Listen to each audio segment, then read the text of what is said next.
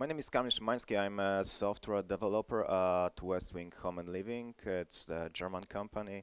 Uh, right now, we are actually sticked to the software-oriented architecture. So after like 3 years of working with the services, I can say that this is the way to go right now. Um, yeah, okay, so people are still coming.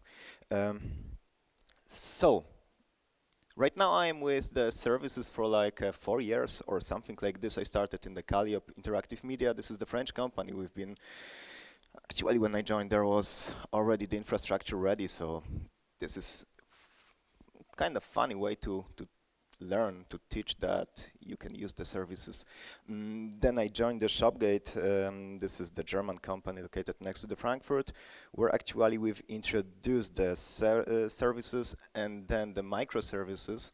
And actually about my experience in this company, I would like to talk today. Um, right now I am kind of tied to the West Wing Home and Living, so this is the place that services were already implemented, so that's the funny way to go. Okay, so everyone kind of knows what the services are, right? I mean, most of us or have some feeling what it is, but whenever you talk about this, you can explain everything, but no one tells you actually how to rebuild your code base to actually move there, right? When I actually started, no one told me how to move from the normal monolith, something like millions of thousands of lines of code, and totally not maintainable code base to the services. So you've got multiple choices to have. First one is dropping the old code base. Actually, I don't think if there is any company in the world that can afford this and start everything from scratch, like it never happened. Maybe the digital agencies that starts the new project every 5 months or something, well, maybe it's okay for them. You've got also second possibilities to try to refactor or write from scratch the whole code base. This is actually, this is my favorite approach. Have you ever tried to rewrite like a totally not maintainable code base? Start from, I don't know, some cool functionality and deal with the deadlines, deal with the time limits, deal with everything. Actually, everyone is like, yeah, well, easy thing, but whenever I saw people trying to do this, to move like some functionality to the microservices without having anything prepared, they always failed. This is why I really enjoy this approach and do not try this. Yeah, then you can try to refactor the things like on your own, but think about this, you have to defend yourself against the stakeholders, against your PMs, against everyone, and you will again fail. So yeah, you can just deny all those three. But there is next approach that when we've been trying to move to microservices, we kind of said that let's do this the safe way. So what is this safe way? The safe way is that we're still working in a sprint or Kanban or Lean, whatever you want. We're still doing the same things as we've been always doing. The only thing is we do them differently, totally. So talk to your PM, talk to your stakeholder, or maybe tech lead, whatever, and tell them that from this moment on, we're starting to work on the real services, but this doesn't mean for the stakeholder that we will totally freeze the new functionalities or will not deliver new functions for like 3-5 months or so. Also, yeah, try to figure this out with your PM. Maybe you can do this totally on your own without applying each and every developer into this process. And then you actually learn the whole process as you go, so you don't have to actually be prepared for that. You don't have to know anything, just start. One day, pick something and do this. So yeah, the case study. When we've been working in the Shopgate, we had like, okay, company could afford to write everything from scratch And meanwhile, while we've been developing the first services, they actually started to write the things from very beginning, from scratch. So you can imagine there was like a big team of 20 developers that been working on the whole code base from the very beginning, and the rest of the developers that were still maintaining the old, yeah, good old monolith. So I think that every one of you knows something like this, right? So yeah, like millions of lines of code base. That's actually right now it's quite low number. But if we don't count the framework that we're using, if we don't count the external tools for the infrastructure and all the stuff, I actually came to you from the PHP world. So yeah, you know, 1,000 lines of code is nothing there. Uh, Something like 1 year of technical debt, I think everyone knows what's that. So like whenever you run the static analysis of your code, you see that, whoa, there are millions of bugs, thousands of bugs, and technical debt just rise up like crazy every day. Uh, so at some point, we actually jumped to this level that each and every new functionality, I'm not even talking about the feature, about the single functionality, like new button on the website, costed us like 1 week or even more. So it's totally not acceptable. And of course, something that a lot of companies have to deal with. So yeah, one developer leaving the company per month. This is just the statistics because normally it was like 3 developers per 3 months, something like this. So what did we do? Well, first of all, not a single person in the team, in the unit, had any experience how to start with that, including me. I was working with this, but I never set up the infrastructure from the very beginning. So no one actually had the knowledge about how to prepare the infrastructure, how to start. And most over, we still want to deliver the things, right? No one will afford doing something when, yeah, well, sorry guys, but you're working for the company and company expects from you to deliver the stuff that you committed to. So yeah, that's the funny thing. So first of all, what did we do? What you should also do to convince your team lead and your project manager to actually start with something. So what was our story? Well, we actually committed that we will do like single small functionality that even if we will fail really early. So, well, okay, we failed, we're going back to the monolith and nothing happened. So you still deliver things on time. Remember, you're moving to the to the service-oriented architecture, but you're still delivering things on time. So start with something really small that doesn't require you like authorization or additional infrastructure or new databases. Doesn't matter. Start with something really small, and then you can deliver this on time. Maybe you will commit to less functionalities than normally, but you will do this. And promise to your team lead and to your PM, maybe to your stakeholder, that in the end, this will result in something that will speed up the development. So maybe right now we'll be a little slower, but in the future we will actually deliver things faster. And it works. It actually worked in our situation. So after like 3 months of waiting, there was like, okay, we've got super functionality that the stakeholder wanted. What was that? Well, he wanted us to, whenever we visit our admin area, he would like to see something like we see on the Slack. I don't know how many of you uses the Slack, but there is like, whenever you run this, you've got a cool sentence like, this is the awesome day, you're awesome, something like this. So our stakeholder wanted something like this for us. Well, okay, we can do this. Why not to do this in the microservices, right? Actually, from the very beginning in the services. But if you think about this particular service, it's so small that we can actually start thinking about this as the microservice.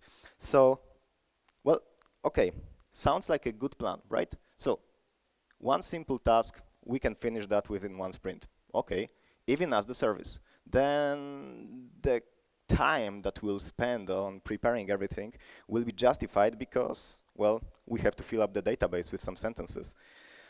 And we don't have to protect this service. Even if someone else will use that, then, well, I can wish him a nice day, right? And the service also doesn't have to be fast. Doesn't matter if you get this motivational sentence like instantly or you lazy load that. We can deal with no caching, with uh, not well prepared database queries or something like this. So, as you see, this is actually the screen from Swagger. I can recommend you the tool for any service, doesn't matter if it's the micro or big level service. So, well, okay, so our service was giving us one single sentence every time we requested for that. It could be the random one, or it could be one of the sentences that we liked. Doesn't matter. In the response, well, we had the ID of the sentence just because of these reasons. We had the body, and we had the author just because it's cool to not steal the sentences, right? To just tell people that it belongs to somebody, someone else told that. And of course, in case of any exception, we would like to see what happened. So, as you see, there is no much engineering to do, right? We can deliver that within one day. So, start with something really simple, deliver that on time, do some really small library in your project, in your monolith to actually contact with your service. Later on, we'll also focus on these libraries. So, we can say something really small, we've got it, we can go with that in the production. We don't need to prepare the Jenkins jobs for that yet. We don't need to prepare like the whole infrastructure. We just apply this to some port, and our application can talk to the given port. We don't even need the service discovery yet. So once we have something like this prepared, we already know how to deal with the services in theory. So then we can actually check something else. In our case, there was a good scenario to provide the new login service. So the requirement was to authorize ourselves using the Google authorization, so using our Google accounts.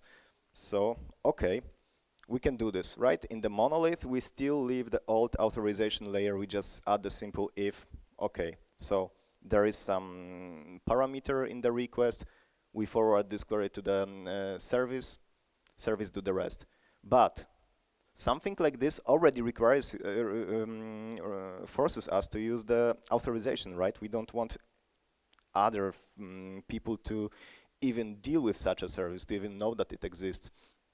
So we already have to apply the tokens to some authorization layer. We already have to apply some, at the very beginning, database connection. Of course, at the very beginning, once you do not split the database, so every service has its own database, you still have to work with the old database shard one that you share with a monolith. So you can already start preparing some things. Why? Well, at this point, you already know that you will be using the services, probably, maybe not. But once you have this in mind, then okay, well, what will I need in the future? You can already extract some things that you think that will be reusable and create your own framework. So this guides us to the next service. We already prepared the simple, really simple motivational service. Then we created the really simple one, login service, that is actually hidden from outside. So try to wait for something bigger.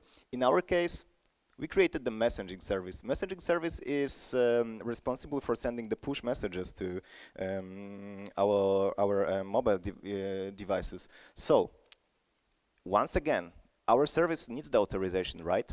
Okay, we can deal with this in two manners. First, we can just copy the whole logic from the previous service, or we can create like a library that will share between the services. But then whenever we want to update anything in the authorization, then we have to touch all the services from the very beginning. Maybe at the very start, it's easy, it's okay, but why not to work on that right now? So while creating the messaging service, think about this. Maybe you can create the authorization service on the top that we'll reuse in the future. I will go to this topic again. And also, well, why don't we just proxy the requests? We, at this point, know that we'll create more services, right? So why not to try thinking about a simple service registry, something on the top that will think about which authorization service we should pick, or maybe we should cache the query or not. Doesn't matter, and something that will actually be our service discovery layer on the server side. So after all, we ended up at this point with the monolith on the top that was contacting with the service registry, really simple one.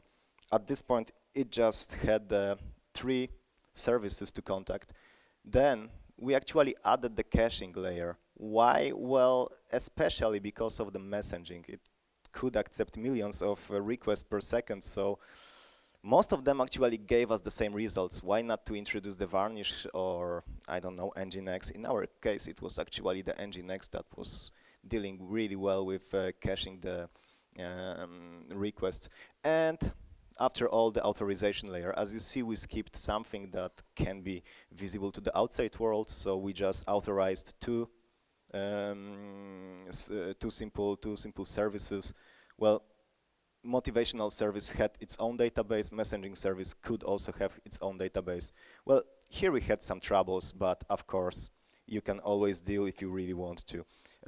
How did we deal with sharing the database between the monolith and our service? Well, we actually created the worker that was mirroring the database every time there was any update in the main database. So that was our, well, workaround for the very beginning. And after all, you can also manipulate with these layers. No one said that you have to cache the queries before authorization. Maybe you first want to authorize and then take the cached response, or maybe you first want to authorize anyone to use your internal layer, so maybe you want to move the authorization above the proxy. Well, it just depends on you. In our case, this scenario was the best ever. So, what next? Well, we actually had already 3 services, right? And they've been really working well, but then we had to deliver something more. Then we had to write the new catalog. So whenever we saw that there is a big, very big task to write from scratch actually the whole catalog service with all the products in the shop, we then thought that, okay, that's the good point. We can start thinking about a really cool service at this point. So try to experiment. We've experimented with the GraphQL here, which works really fine for the services like this. Also, if you will work on the product service that can give you like SKUs, prices, or something like this, try to experiment with that also.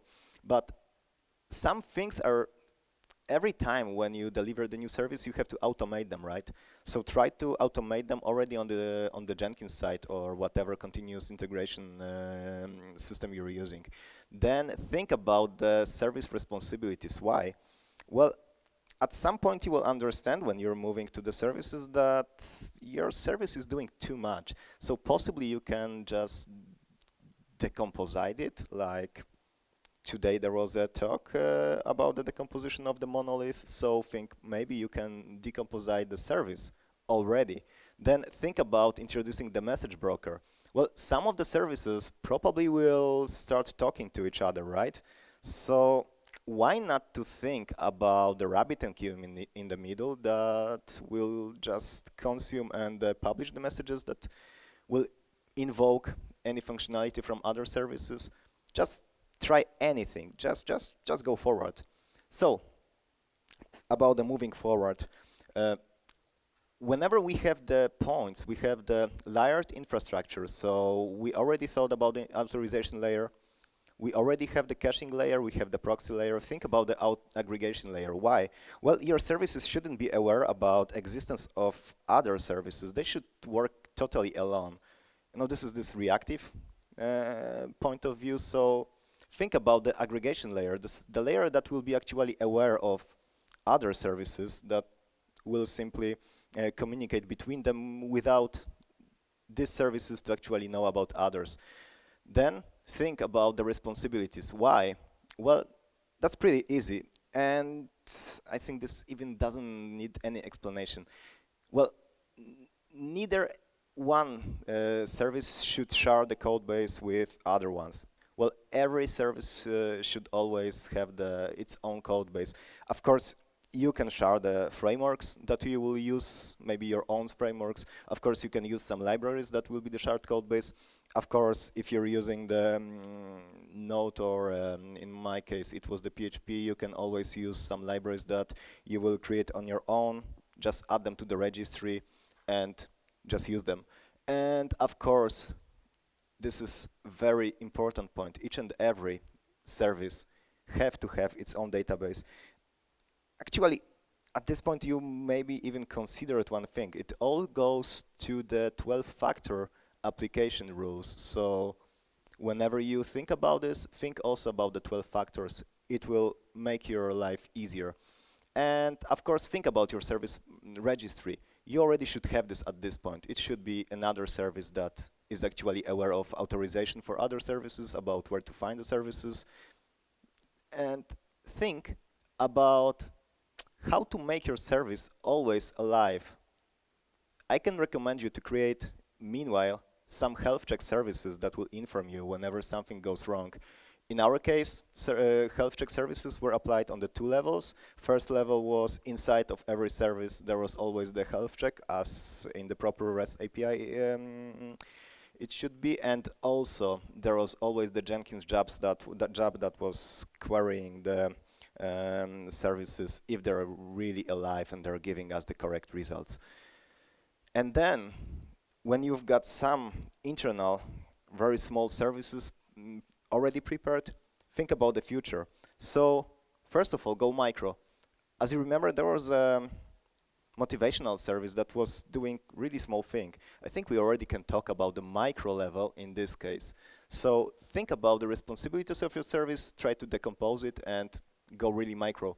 Then, try to distribute the services in the cloud. Whenever you will have the microservices, maybe even the multiple instances of the same service that will do the same task, think about moving them somewhere to the cloud. It's quite cool thing, just maybe not the cool thing, not the good word. This is quite easy thing, just think about your continuous integration, add the proper script to Jenkins, you will have it. It actually also goes to the same level, but at some point, you will have to go back to the services that you already wrote. So in our case, at some point, we could go back to the login service and remove all the connections to the old database just because we had everything prepared. Think about this too. Once you have some services running, you have some spare time, then just try to go back, refactor the old things, maybe add the new connections to the authorization layer, maybe try to do some proper CQRS, maybe try to do the proper event sourcing inside. It helps. And go reactive, really. That's the point that at some point helped us really, really, really good. So I don't know if you're all aware about the reactive microservices, but well, to summarize it, the reactive microservice should not be aware of the time, so you can run multiple instances of the same service that doesn't go into the conflict with other instances, and it also shouldn't be aware about the space, so we can run this wherever you want. Why? Well, today you're running your service on the Amazon, but tomorrow you want to move that to rack space or to your own infrastructure. So if you go reactive from the very beginning, it helps. And at the very end, clean up your monolith. Probably if you work in very big companies and some of the teams already works on the services, probably already created like 3 different methods to access the services, or maybe it's the time to remove some functionality. So whenever we had the login service, at some point we actually decided to clean up the login totally from the real monolith. And whenever there was a bug in the old login, then we were decided, okay, we're no longer even cleaning this bug. We're just rewriting the whole login to the same service that before, just adding the new parameters there. So think about cleaning the monolith whenever you will deal with the microservices at the very beginning. So our story, the case study that I wanted to tell you goes into actually just 4 steps. So first, think about the idea. Think that at this point, I actually really need the services. Maybe the code is totally not prepared. Maybe the code is not maintainable any longer. Then brainstorm with your team and decide to do this. Then wait for something. We waited 3 months until we found the proper functionality to implement as the service. So think about this. Get to the moment that you will find the functionality that you can implement really fast, really easily, and start with something. And yeah, just do this. Just create. Once you will create the first service, then it's then it goes really fast. Then create some shared libraries. Create the APIs, create the frameworks that we will reuse in the future. So today you've got hard-coded addresses for your services. Tomorrow you've got just address for service discovery for the service registry. The day after you actually don't have anything hard-coded because you just put this into your environment variables, and so on and so on. Then think about the structure. So start doing the proper microservices and proper services. Think about introducing the message broker. Think about automating the continuous integration, continuous deployment. Think about possibly adding the Git hooks to your Git repository. Whenever you will just do the merge, then start the continuous integration, test the things on the production. Yeah, actually start with the staging, then go to the production. And at this point, just go all in. You can just forget about about working with your old monolith. Just go in.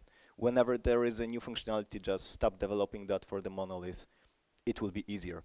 So the whole idea that we can actually move into 4 steps can help, I think, any one of you to actually move your current projects, things that you're working right now on, to proper services, to proper microservices. In our case, well, it ended up on things that people that have been working still on the big monolith from the past were faster in delivering the proper microservices and the services than the team that was actually trying to rewrite the whole code base. So 20 developers hired just for rewriting the code base to write the proper microservices, prepare the infrastructure and all this stuff, were slower than people that tried to implement the new features as the really baby steps. And yeah, that would be all from me. Thank you, guys.